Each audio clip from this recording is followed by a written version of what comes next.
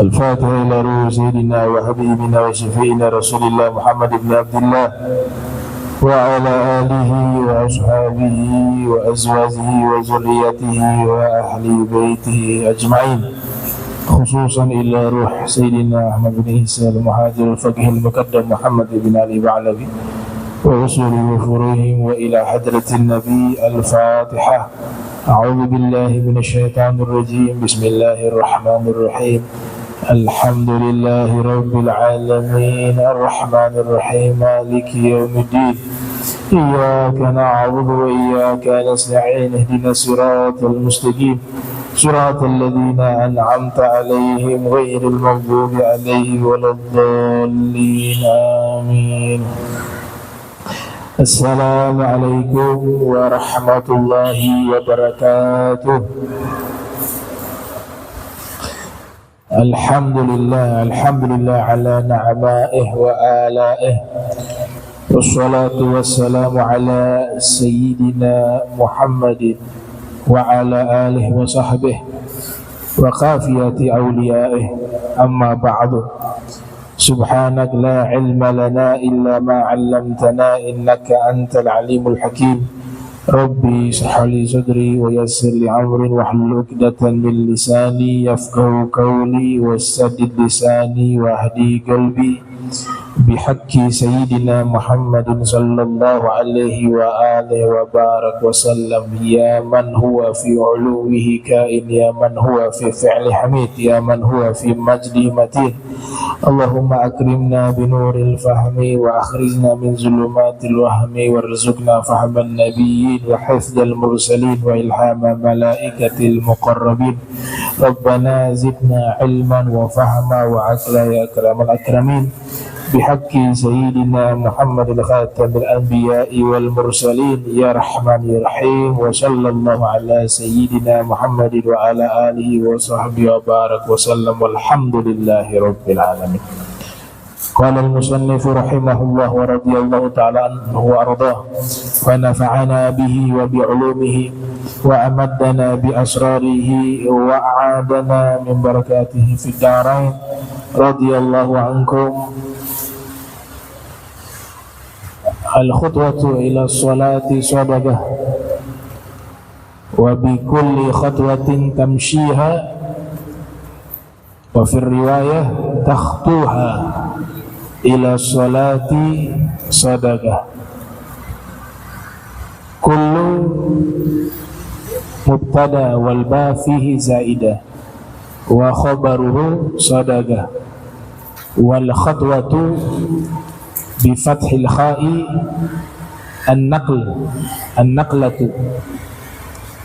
النقلة الواحدة من المشي والمعنى وكل نقلة قدم في الذهاب إلى الصلاة في موضع الجماعات صدقة. Alhamdulillah, puji syukur kehadirat Allah, salawat salam tercurahkan kepada junjungan mulia Nabi tercinta Sayyiduna wa Maulana Muhammad sallallahu alaihi wa alihi wa sahbihi wasallam.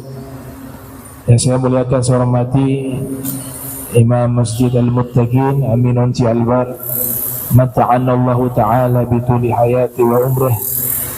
Yang saya muliakan para habaib wal habib Alwi Albar wa para asatiz hadirin hadirat yang insyaallah dirahmati Allah subhanahu wa ta'ala.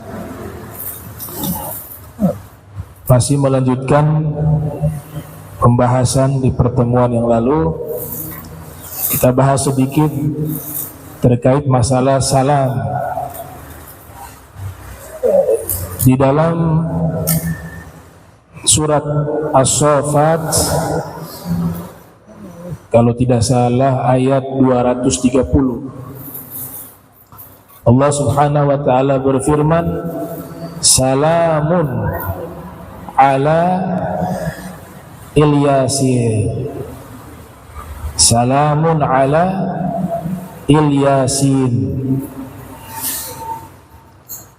Ayat ini Allah ta'ala kabarkan bahwa Allah memberikan salamun ala Ilyasin, kepada Ilyasin. Ilyasin ini disebutkan di dalam tafsir Nabi Ilyas. Di dalam tafsir yang lainnya disebut Ali Yasin, bukan El Yasin, tapi Ali Yasin. Itu di dalam qiraah Imam Nafi' wa Ibn Amir. Al-Imam Nafi' wa Ibn Amir membacanya salamun ala Ali Yasin, yang artinya al di sini keluarga, Yasin yaitu Nabi Muhammad sallallahu alaihi wasallam.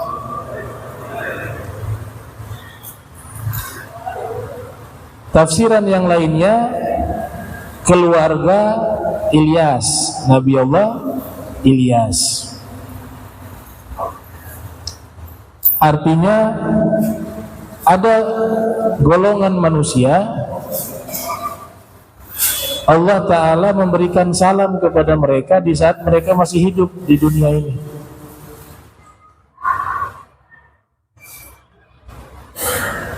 Nah, di dalam riwayat Al-Hafiz Ibnu Katsir, di dalam riwayat Al-Hafiz Ibnu Katsir yang lahir tahun 701 Hijriah, wafat 774 Hijriah, di dalam kitab As-Sirah An-Nabawiyah beliau disebutkan Jibril datang menemui Rasul. Ata Jibrilu an-Nabiyya sallallahu alaihi wasallam. Jibril datang menemui Rasul. Faqal, kemudian Jibril berkata, ya Rasulullah, hadhihi Khadijah, ini Khadijah, qad atat, dia akan datang atau dia telah datang. Sigot fi'il madi, qad atat, dia sudah datang, dia sudah tiba. Wa ma'aha inaun, dia membawa wadah, fihi ta'amun, fihi idamun, au ta'amun, au syarabun. Di dalam wadah tersebut ada lauk, ada makanan, ada minuman, atau dalam riwayat atau ada lauk atau makanan atau minuman. Fa idza hiya atatska faqra 'alaiha salam min rabbiha wa minni wa basyirha bi baitin fil jannah min qasabin la sahaba fihi wa la nasab. Apabila dia telah datang menemuimu, sampaikanlah salam dari Allah kepadanya dan salam dariku Jibril, dan kabarkan kepadanya bahwa Allah telah membangun satu rumah di dalam surga yang terbuat dari intan permata berlian untuk dirinya, yang di dalam rumah tersebut tidak ada suara bising atau berisik dan tidak ada capek di dalamnya, rasa capek di dalamnya. Ada menunjukkan bahwa ada sekelompok manusia mendapatkan salam dari Allah, baik kalangan para anbiya dan juga kalangan para aulia. Sayyidah Khadijah dapat salam dari Allah, dari malaikat Jibril. Yang luar biasanya, setelah Sayyidah Khadijah mendapatkan salam dari Allah, dari malaikat Jibril, beliau menjawab, Allahu wassalam, Allah dia adalah assalam, wa ala Jibril assalam, juga salam kepada Jibril, wa alaikas salam wa rahmatullah, dan juga salam kepadamu wahai Rasulullah, dan rahmat bagimu wahai Rasulullah dari Allah Subhanahu wa taala. Jadi ayat tadi 230 ya, benar ya? Apa 130? 130. Kita koreksi 130 ya. Ayat surat betul As-Saffat ya. Ya, surat As-Saffat ayat 130. Jadi ada salam dari Allah kepada keluarga para nabi. Kalau itu ditafsirkan keluarga Nabi Ilyas juga benar, dan itu ditafsirkan keluarga Nabi Muhammad SAW juga benar. Salamun ala ali Yasin, itu qiraahnya Imam Nafi' dan Ibnu Amir. Kalau qiraahnya Imam Asim, ya sebagaimana yang ada di mushaf kita ini, itu salamun ala Ilyasin, ala Ilyasin. Itu qiraah yang ada di dalam qiraahnya Imam Asim riwayat Hafiz. Yang mushaf kita ini qiraah itu yang di Indonesia ya kebanyakan.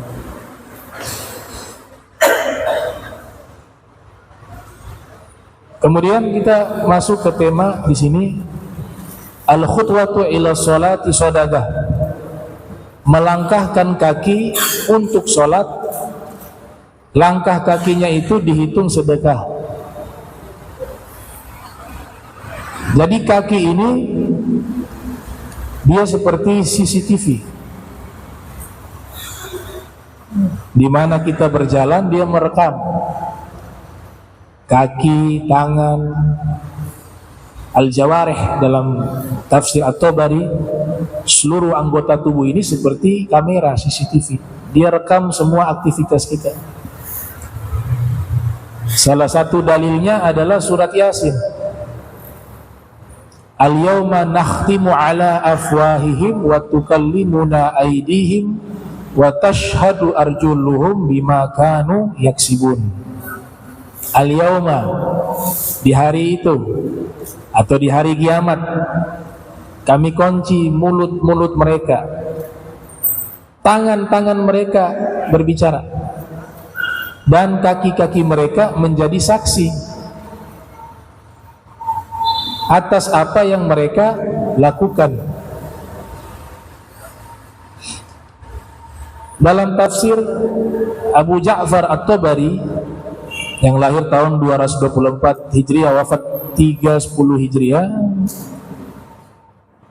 yang pertama kali memberikan saksi anggota tubuh ini di hari kiamat, untuk kaki beliau sebutkan fakhizuhul yusra. Fakhizuhul yusra, bagian paha kiri. Bagaimana kesaksiannya? Berbicara. Paha bagian kiri, Allah izinkan bisa berbicara, baik tangan maupun kaki. Bahkan di ayat yang lain disebut juluduhum, kulit-kulit mereka juga memberikan saksi. Dalam tafsir Baydawi, dan itu ada dalam Al-Quran ya, bukan hanya tangan kaki tapi kulit-kulit juga, juluduhum. Dalam tafsir disebut juluduhum, kulit-kulit mereka menjadi saksi, ay furujuhum, yaitu kemaluan-kemaluan mereka itu berbicara. Berbicara dengan apa yang diperbuat. Begitu juga kesaksian yang baik akan dilaporkan juga oleh anggota tubuh kita, baik tangan, baik kaki, dilaporkan seluruhnya. Masalah berjalan, wa bikulli khatwatin tamshiha, di setiap langkah yang kamu berjalan, ila sholati, ke tempat untuk sholat, yaitu masjid, sodagah, terhitung sebagai sedekah. Yang dimaksud di sini adalah satu langkah itu sudah dihitung sedekah. Satu langkah. Langkah kedua dihitung lagi 2 kali sedekah. Langkah ketiga dihitung 3 kali sedekah. Sampai ke tempat ibadah kita, masjid. Di surat Al-Jum'ah Allah subhanahu wa ta'ala berfirman, ya ayyuhalladzina amanu idza nudiya lis-salati mi yaumil jum'ah fas'au ila dzikrillah wa dzarul bai'a dzalikum khairul lakum in kuntum ta'lamun. Fa idza qudiyatis salatu fantashiru fil ardi wabtaghu min fadlillah wadhkurullaha katsira la'allakum tuflihun. Wahai orang beriman, apabila diserukan untuk kalian sholat Jumat, fas'au ila dzikrillah, segeralah berjalan menuju ke tempat sholat untuk melaksanakan sholat.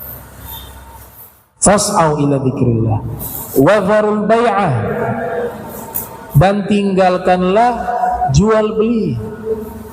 Wa dzarul bai'ah dzalikum khairul lakum in kuntum ta'lamun, itu lebih baik bagi kalian jika kalian mengetahuinya. Ayat ini menceritakan keutamaan sholat Jumat dan kewajiban sholat Jumat.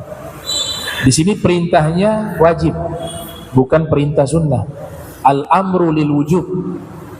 Wahai orang-orang beriman, apabila dipanggil kepada kalian sholat Jumat, fas'au, segeralah pergi. Ini segerahnya ini bukan sunnah, wajib. Al-amru lil wujub. Kata dipanggil ini kita harus paham dulu, karena nanti berkaitan dengan aktivitas kita di hari Jumat. Ini hati-hati. Dilakukan dengan sengaja di saat ada panggilan sholat Jumat. Para ulama mengatakan hukumnya haram. Bukan meninggalkan sholat Jumat ya. Sudah ada panggilan tapi masih sibuk dengan yang lain, itu dikatakan haram oleh para ulama, terutama masalah jual beli. Masih sibuk shopping. Kata panggilan di sini, kalau kita merujuk di dalam tafsir Al-Imam Al-Baghawi yang lahir 433 Hijriah, wafat 510, beliau sebutkan maknanya adalah bihadzan nida al-adhan. Yang dimaksud kata nudia di situ, diserukan, adalah panggilan azan di hari Jumat dalam konteks surat Al-Jumu'ah ayat tersebut. Apabila dipanggil bagi kalian panggilan azan di waktu sholat Jumat, panggilan untuk melaksanakan sholat Jumat. Kapan waktunya? Inda qu'udil imami 'alal mimbar lil khutbah. Di saat imam duduk di atas mimbar untuk menyampaikan khutbah. Jadi itulah waktu yang dimaksud dalam ayat tersebut.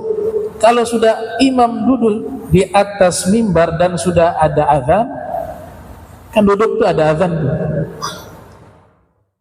Itu azan yang ada di zaman Rasul, dan hitungannya itu mulai panggilan sholat Jumat, azan yang imam duduk di atas mimbar atau berada di atas mimbar. Itu azannya. Di saat itu tidak boleh lagi ada sibuk dengan jual beli. Makanya Allah Ta'ala nyatakan, tinggalkanlah jual beli tersebut. Kata tinggalkan di sini al-amru lil wujub. Perintahnya wajib, bukan sunnah. Dan ini kondisinya memang tidak dalam keadaan terdesak ya. Artinya dia masih bisa tangguhkan untuk jual beli itu. Para fuqaha mengatakan kalau transaksinya sudah dilakukan di waktu itu, maka akadnya sah, al-aqdu as-sahih, tapi hukumnya haram. Apa maksudnya? Ya secara hukum jual belinya dianggap sah, tapi waktu itu mendapat dosa karena sudah melakukan hal yang dilarang oleh Allah Ta'ala ya. Kan definisi haram, ma yuthabu ala tarkihi wa yu'aqabu ala fi'lihi, diberikan pahala jika meninggalkan perbuatan tersebut, namun diberikan sanksi dosa jika dia melakukannya. Dan yang menarik di sini, Al-Imam Ibnu Hajar Al-Haytami yang lahir tahun 909 Hijriah, wafat 974 Hijriah, di dalam kitabnya Tuhfatul Muhtaj mengatakan, wa yahrumu ala dzil jum'ati at-tashagul. Haram juga bagi orang yang wajib. Orang yang wajib melaksanakan sholat Jumat memiliki kesibukan-kesibukan yang lain di saat sudah ada panggilan azan untuk sholat Jumat. Jadi panggilan azannya waktu khotib di atas mimbar. Ini dalam keadaan normal ya. Kalau darurat, ada yang ketiduran, ada yang mungkin belanja tidak sengaja masuk di waktu itu, ya. Ini sengaja nih, sengaja, bicaranya sengaja. Udah tahu ada larangan ini, dia sengaja langgar. Nah, itu yang dilarang. Dan azan yang kedua itu diletakkan pertama kali oleh Sayyidina Utsman bin Affan di masa khilafah beliau, karena manusia jumlahnya makin banyak yang menghadiri sholat Jumat dan juga memberikan waktu pengingat, makanya diletakkan di awal. Jadi kalau azan Jumat 2 kali, ada yang awal itu untuk manggil orang hadir ke masjid, dan azan yang kedua di saat khotib di mimbar, di atas mimbar, itulah panggilan azan pada waktu untuk melaksanakan sholat Jumat. Nah, setelah lanjutan ayat tersebut yang tadinya ada larangan, ada panggilan, disuruh tinggalkanlah semuanya, termasuk jual beli, perdagangan. Tapi setelah selesai sholat Jumat, ini menarik nih. Fa idza qudiyatis sholatu fantashiru fil ard wabtagu min fadlillah wadhkurullaha katsiran la'allakum tuflihun. Kalau sudah selesai sholat Jumat, kata Allah, silakan dagang lagi. Justru di situ ada fadilah. Orang yang habis sholat Jumat, dia mungkin pulang makan, jangan tutupin tokonya. Itu waktu 70 kali lipat fadilah karunia Allah berikan dagang setelah selesai sholat Jumat, 70 kali lipat dibanding di luar selesai sholat Jumat. Itu ada dalam tafsir Al-Hafiz Ibnu Katsir. Beliau sebutkan yang dagang selesai sholat Jumat, dia diberikan 70 fadl. Kan ayatnya disebut apa? Diberikan karunia. Fadlun itu karunia, keuntungan, keberkahan, kebaikan, 70 kali lipat. Fa idza qudiyatis sholatu fantashiru fil ard wabtagu min fadlillah. Carilah karunia Allah di waktu tersebut. Jadi yang awal larangan ketika ada panggilan sholat Jumat, tapi setelah selesai Jumat ada anjuran. Perintahnya anjuran, sunnah.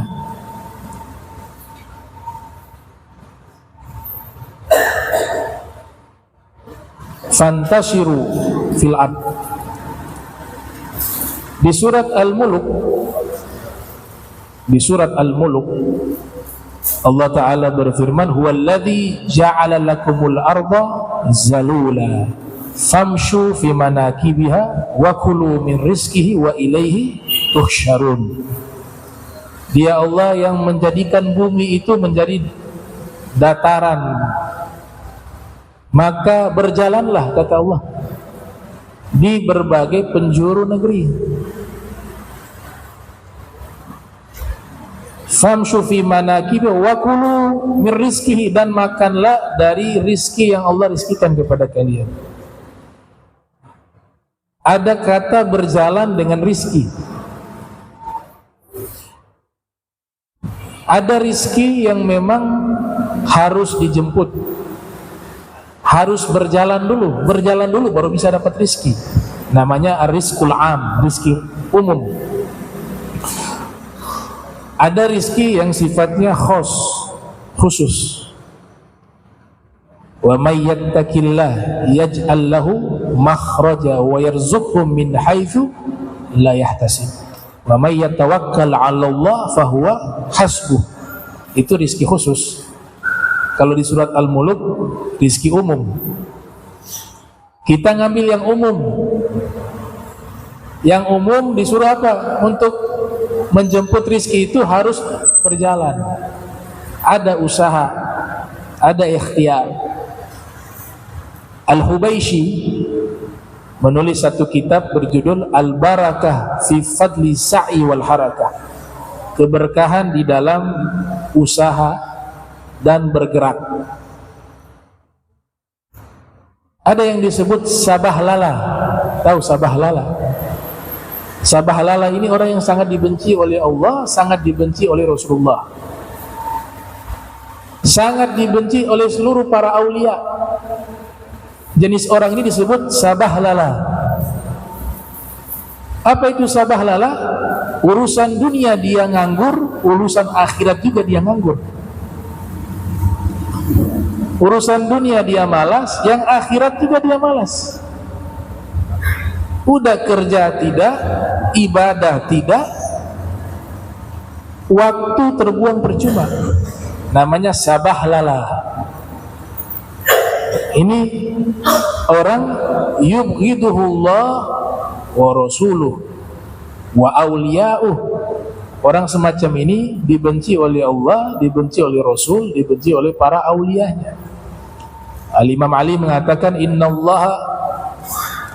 Al-Imam Ali bin Abi Thalib karramallahu wajhah, innallaha yuhibbul al-'abd ya'kul wa ya'mal. Allah mencintai hamba yang dia makan dan dia kerja.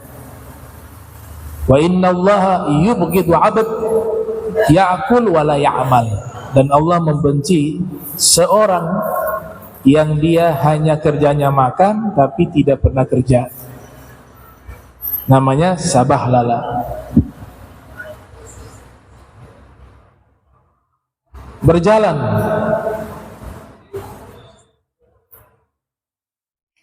Nah, ada yang disebut di dalam riwayat Al-Imam Muslim yang lahir tahun 204 wafat 261 Hijriah, di dalam sahihnya Nabi sallallahu alaihi wasallam bersabda, ala adullukum ala ma yamhullahu bihil khataya wa yarfa'u bihi darajat. Qalu bala ya Rasulullah. Qala an-nabiy sallallahu alaihi wasallam, isbaqul wudu' 'alal makarih wa kathratul khuta' ilal masajid wa intizarus sholati ba'da sholati fadzalikumur ribat fadzalikumur ribat fadzalikumur ribat. Dalam riwayat yang lain, dzalikar ribat dzalikar ribat dzalikar ribat. Nabi katakan, mau tidak aku tunjukkan pada kalian amalan yang jika kalian lakukan dosa kalian dihapus oleh Allah, dan amalan tersebut mengangkat derajat kalian di sisi Allah. Maka sahabat mengatakan, iya wahai Rasulullah. Rasul kemudian menyampaikan amalan tersebut adalah menyempurnakan wudu di saat kondisi yang sulit. Yang kedua, memperbanyak langkah kaki menuju ke masjid. Yang ketiga, menunggu waktu sholat satu ke waktu sholat yang berikutnya. Itulah ribat. Apa arti ribat? Ikatan kebaikan. Nabi ulang sebanyak tiga kali. Nah, fadilah ini hanya didapat di masjid, di tempat lain tidak dapat. Ke majlis taklim bagaimana? Dapat. Langkah kaki juga dihitung. Tapi maksud saya, khususnya masjid langsung disebut oleh Nabi dalam hadis. Khususnya hadir majlis ilmu juga langsung disebut oleh Nabi. Tapi yang lain dikias. Kalau langkah kaki menuju ke masjid, Nabi sebut, tidak pakai kias, disebut langsung. Langkah kaki menuju ke majlis ilmu untuk belajar, atau ke pesantren, atau ke madrasah, itu Nabi sebut. Langkah kakinya itu disebut.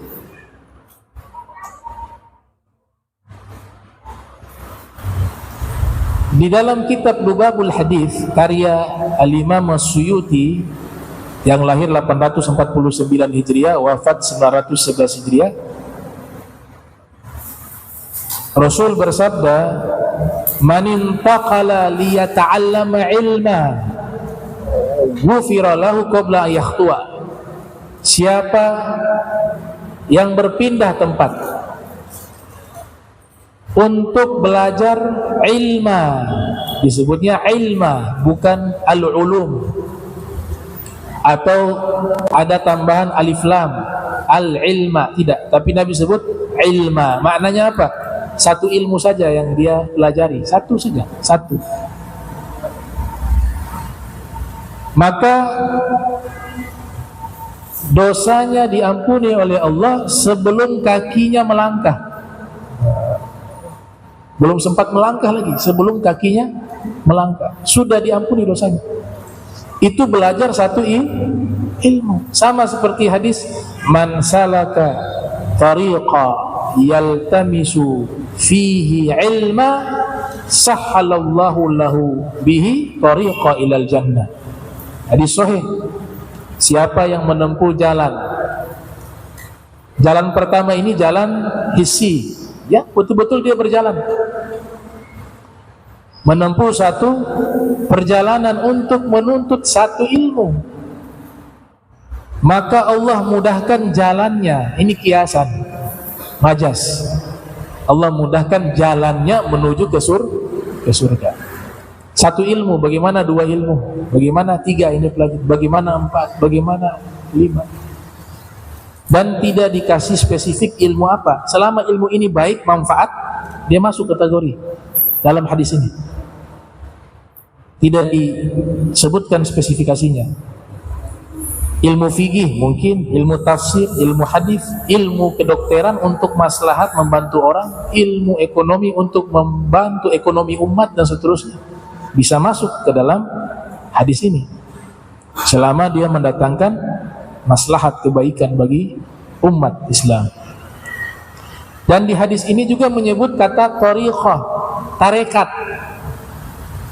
Jadi tarekat bersuluk itu yang paling tertinggi dan paling sulit, kata Kiai Haji Maimun Zubair, orang yang umurnya, waktunya habis hanya dengan belajar, mengajar, itu sudah bertarekat. Dia sudah melakukan satu thariqah. Bahkan thariqah ini lebih susah. Lebih susah dari thariqah hanya zikir atau puasa 3 hari. Karena thariqah ini berlangsung minal mahdi ila lahadi, dari buayan sampai masuk liang lahat. Ini masuk thariqah, belajar, mengajar, dakwah. Itu thariqah.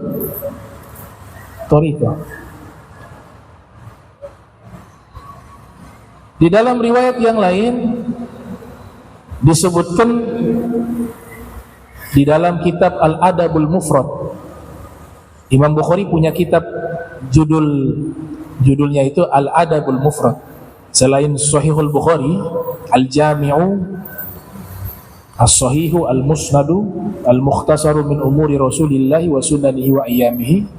Selain judul kitab tersebut, beliau punya karya namanya Al-Adabul Mufrad.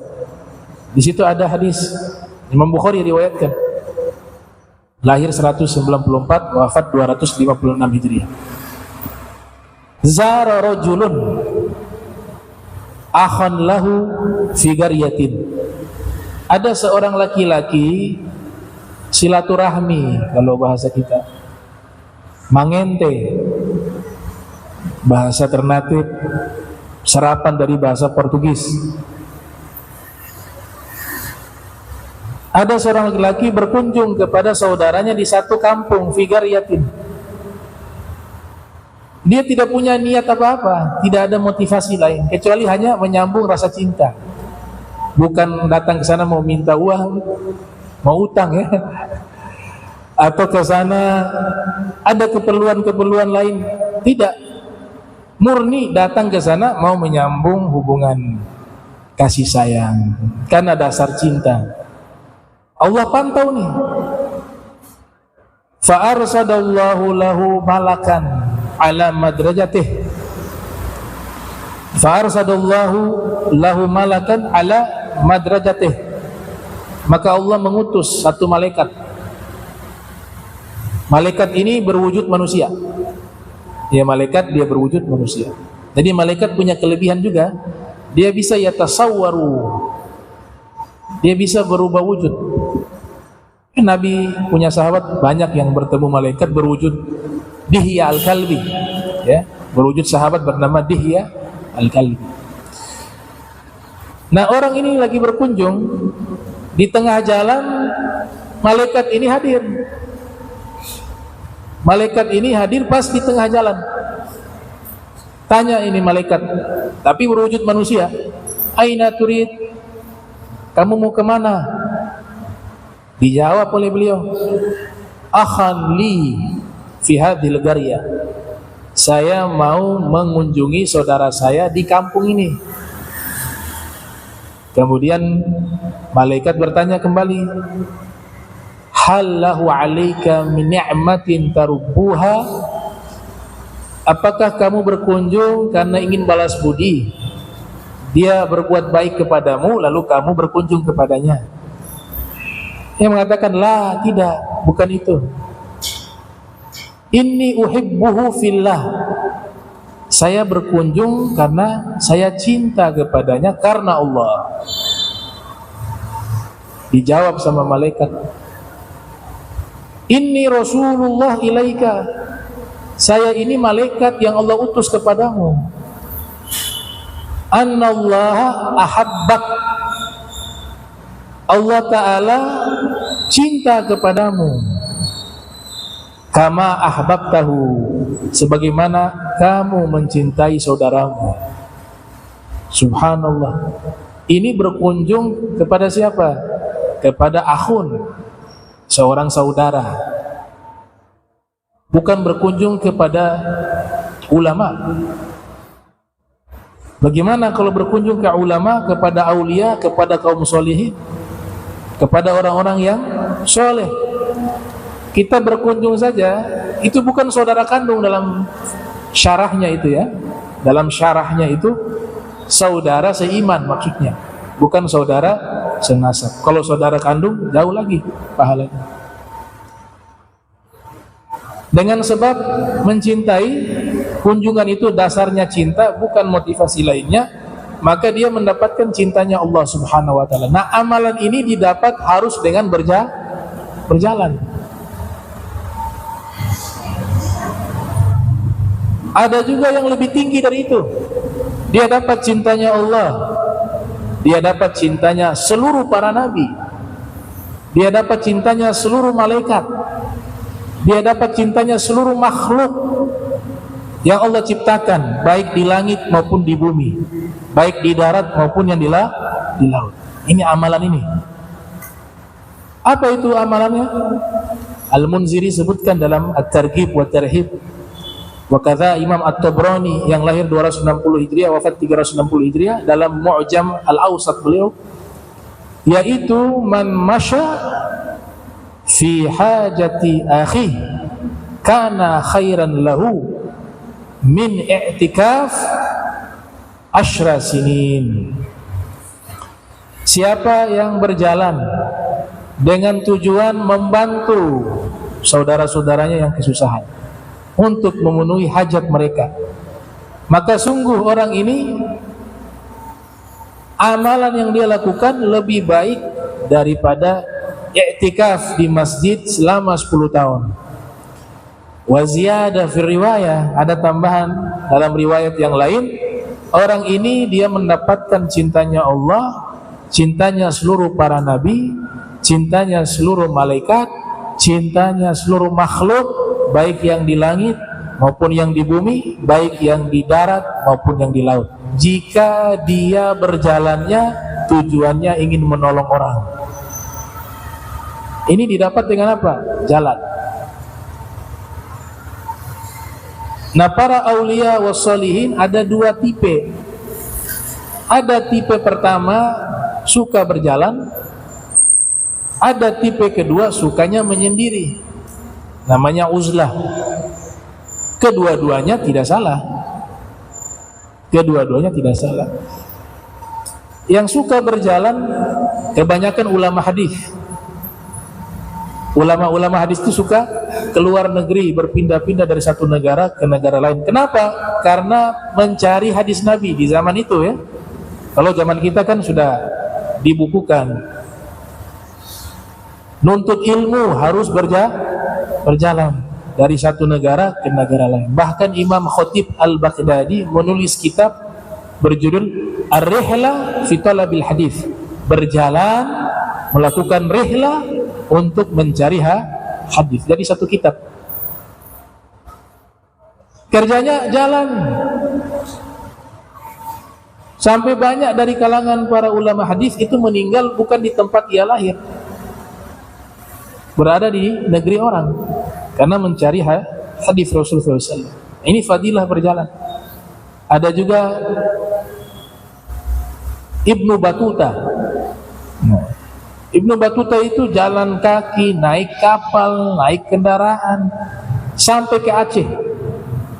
Beliau di Tangier di Maroko. Dia menempuh perjalanan jauh, lebih jauh dari Columbus, dari Vasco da Gama dan lain sebagainya. Lebih jauh. Dia tuangkan dalam bukunya berjudul Tuhfatun Nuzar fi Ghara'ibil Amsar wa Ajaibil Asfar, yang terkenal dengan nama Kitab Ar-Rihla li Ibni Battuta. Jalan. Bahkan Imam Ghazali Hujjatul Islam Abu Hamid yang lahir 450 Hijriah wafat 505 Hijriah menjelaskan rihlah perjalanannya Zulkarnain dari timur ke barat atau dari barat ke timur, keliling dia, keliling dunia. Zulkarnain beliau tuangkan dalam kitab Sirrul Alamin wa Kashfu ma fid Darain. Berjalan dia Zulkarnain. Ada Dr. Muhammad Abdurrahman Al-Ahdal menulis kitab Ar-Rihla Al-Ahdaliyah, melakukan perjalanan ilmiah ke wilayah Zabid, ke Yaman. Ada juga ulama Syekh Abdullah Iyash menulis kitab Rihla, perjalanan beliau berjudul Ar-Rihla Al-Iyashiyah bil Biqai Al-Hijaziyah. Rihla ke Hijaz, melakukan perjalanan demi perjalanan. Banyak sekali faedah yang bisa diambil. Makanya kita kan punya satu istilah di Kamus Besar Bahasa Indonesia, KBBI. Istilahnya apa? Tamasya. Tamasya. Tamasya itu dari bahasa Arab, diambil dari bahasa Arab, dari kata berjalan. Tamasya, ya tamasyi, tamasyan. Artinya berjalan atau melakukan perjalanan yang menyenangkan, disebut tamasya. Nah, di kalangan kaum solihin berjalan, wisata itu ada dua. Ada wisata yang sifatnya spiritual, ada wisata yang sifatnya fisik. Yang lebih sehat wisata yang sifatnya spiritual. Yang lebih menyenangkan itu wisata yang sifatnya spiritual. Tamasya. Bahkan dikatakan dalam satu riwayat bahwa tamasya atau wisatanya orang-orang beriman adalah al-jihad fi sabilillah. Perjalanan jihad di jalan Allah. Terus wisatanya tuh. Al-Imam Ali bin Abi Thalib beliau mengatakan, uhibbu thalathan. Di dunia ini saya suka 3 hal, kata Al-Imam Ali bin Abi Thalib. Kehidupan di dunia ini yang saya suka 3 hal. Yang pertama itu ikramud dhaif, memuliakan tamu. Saya suka sekali. Ada tamu saya senang, saya muliakan. Yang kedua, as-saumu fi shaif, puasa di saat cuaca lagi panas. Musim panas, cuacanya sangat panas, saya suka sekali berpuasa di waktu itu. Kalau kita kan pengen cari, kalau doa ya Allah sombar terus ya. Kalau boleh makin cepat waktunya makin bagus puasa. Kalau Sayyidina Ali kebalikan, Al-ajru biqadri nasab, karena beliau paham yang namanya pahala sesuai capek. Makin capek dalam ibadah, makin besar pahalanya. Makin banyak rintangan dalam ibadah, makin besar pahala. Al-ajru biqadri nasab. Yang ketiga, ini yang beliau katakan nih, karena memang jiwanya kesatria ya. Darbul adui bisayf, memenggal musuh dengan pedang. Dalam konteks jihad fisabilillah, jihad yang benar di zaman itu. Makanya kalau duel itu, entah berapa kali beliau duel, 1 lawan 1. Beliau suka, karena yang beliau perjuangkan betul-betul murni fisabilillah, di jalan Allah, li'i'la'i kalimatillah, meninggikan kalimat Allah subhanahu wa ta'ala. Jihadnya bukan pakai hawa nafsu, jihadnya karena Allah ta'ala. Sampai pernah ada yang ludah, beliau tidak jadi bunuh kepada yang meludah. Beliau biarkan. Musuh nih sudah kalah duel, tinggal ditebas dalam peperangan, ditebas mati. Ternyata belum sempat ditebas, mau ditebas, ini musuh meludah, kena wajahnya Sayyidina Ali bin Abi Thalib. Tidak jadi dibunuh oleh Sayyidina Ali. Ditanya, musuh ini heran, ditanya kepada Imam Ali, kenapa kau tidak membunuh saya? Kata Sayyidina Ali, waktu perang pertama tadi, duel itu, ya saya hanya jihad. Karena apa? Karena ini menumpas kejahatan, kezaliman, dan meninggikan kalimat Allah. Jadi perangnya tidak emosi. Tapi di saat kamu ludah di wajah saya sedikit terpancing emosi. Maka saya tinggalkan tidak membunuhmu, sebab saya membunuhmu bukan karena Allah waktu tadi, kalau saya bunuh kamu, tapi karena terpancing emosi. Saya tinggalkan itu. Nah, itu jihadnya orang-orang beriman. Ini jalan-jalan. Imam Sya'bi meriwayatkan, ada satu kitab berjudul Al-Fuqissah, 1000 kisah para kaum solihin, ditulis oleh Dr. Mustafa Murad. Al-Imam Sya'bi tabi'in meriwayatkan, ada satu laki-laki jalan-jalan selesai perang Badar tahun 2 Hijriah, kaum muslimin terbunuh 14 orang syahid fisabilillah, orang-orang musyrik 70 orang terbunuh di perang Badar. Di antara yang terbunuh ada Abu Jahal. Abu Jahal terbunuh di perang Badar. Selesai perang, beberapa waktu setelahnya ada satu orang laki-laki, dia jalan-jalan ke Badar, seorang diri. Rajulun kana rajulun yamshi fil Badr, kana rajulun yamshi fi Badr. Ada satu orang laki-laki berjalan di Badar, selesai perang Badar. Ketika dia jalan seorang diri, tiba-tiba dia lihat ada orang keluar dari tanah. Ini Imam Sya'bi yang riwayatkan. Keluar dari tanah, kemudian ada sosok makhluk memukul dengan besi, pentungan besi, dipukul sampai masuk lagi ke dalam tanah. Muncul lagi, dipukul lagi, masuk lagi ke dalam tanah. Dia ketakutan, dia lihat itu. Akhirnya dalam keadaan ketakutan, dia kembali ke kota Madinatul Munawwarah, ke Masjid Nabawi. Dia laporkan kejadian ini kepada Nabi Muhammad SAW. Wahai Rasulullah, tadi saya jalan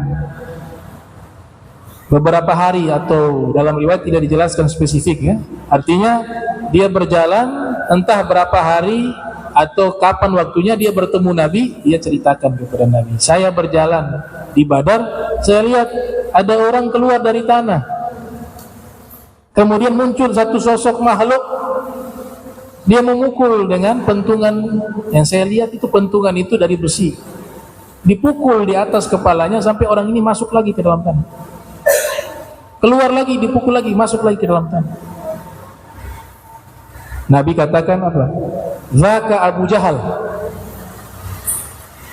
Kamu tahu gak yang dipukul itu siapa? Yang memukul itu malaikat, yang dipukul itu Abu Jahal, Amr bin Hisham, yu'adzabu ila yaumil qiyamah. Keadaan dia diazab di dalam kubur itu sampai hari kiamat. Sampai hari kiamat bukan selesai, lanjut lagi proses masuk ke dalam neraka. A'udzubillah min dzalik. Ya, ini penjelasan tentang melangkahkan kaki.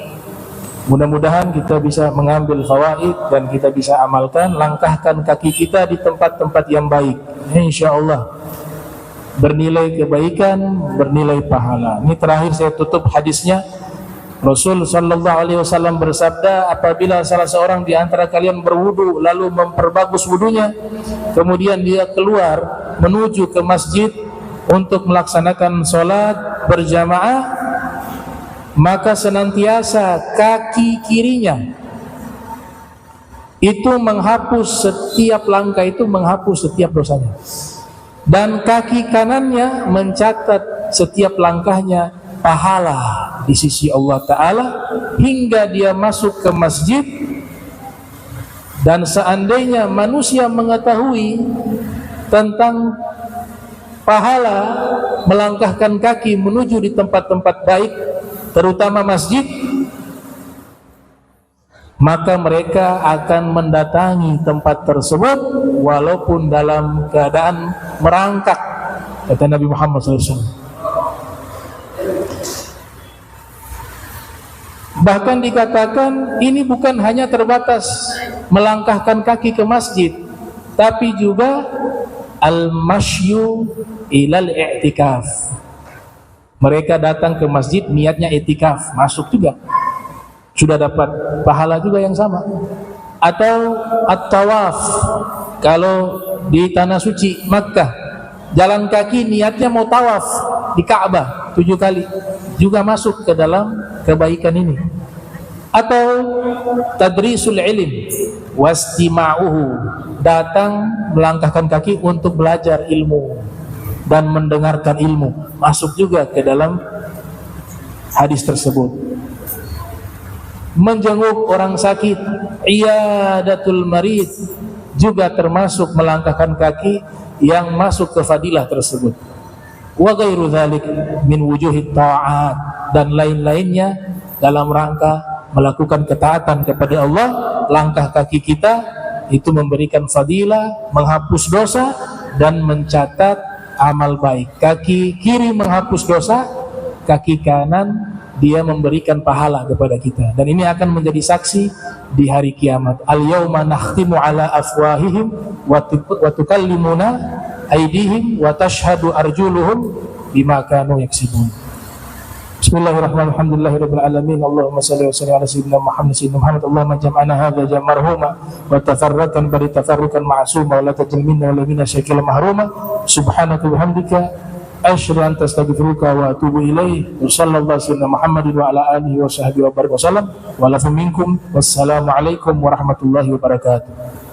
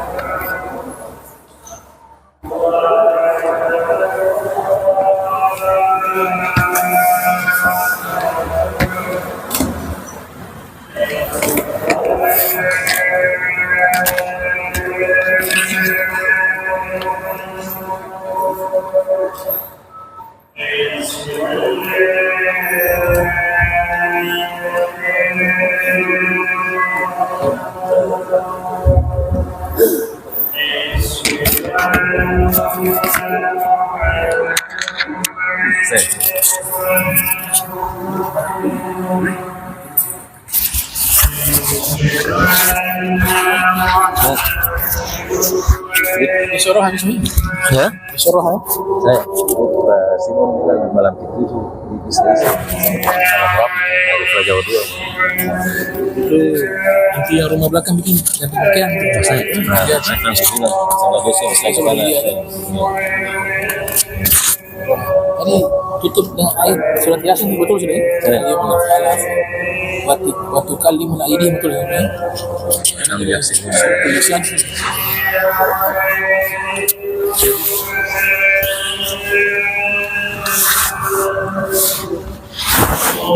Apa itu? Hampir